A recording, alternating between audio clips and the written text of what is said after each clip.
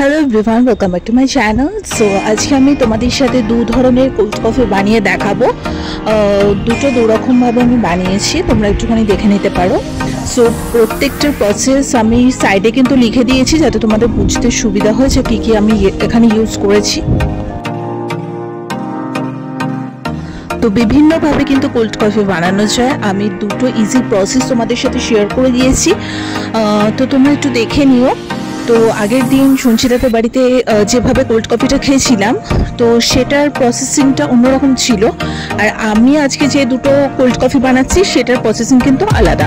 তো cold coffee বিভিন্নভাবেই কিন্তু বানানো যায়।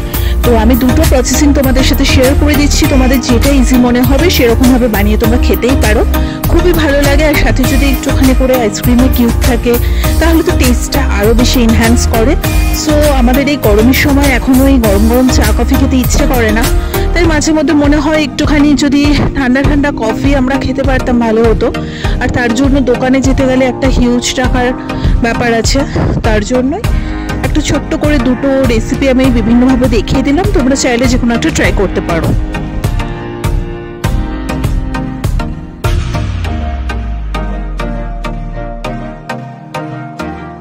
তো দেখতেই পেলে ফার্স্ট একটা প্রসেস আমি দেখিয়ে দিলাম, এটা হচ্ছে সেকেন্ড প্রসেস। এটাতে ডার্ক চকলেট, চিনি সমস্ত কিছু ইউজ হবে।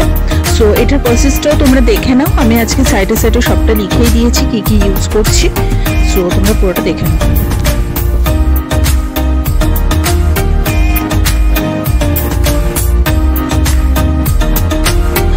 আমার মূলত চা কফির প্রতি অত নেশা নেই, কিন্তু ঠিক বিকেলবেলাটা আমাকে এক কাপ করে গরম গরম চা খেতেই হবে। বাড়িতে থাকলে দুধ চা খাই, এবং যখন কোথাও বেরোই তখন আমি লিকার চাটাই প্রেফার করি।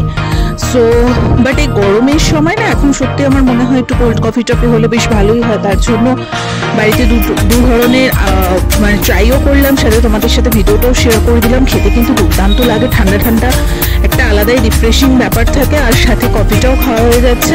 সো তোমরা জানো তোমরা কারা কারা কোল্ড কফি খেতে ভালোবাসো।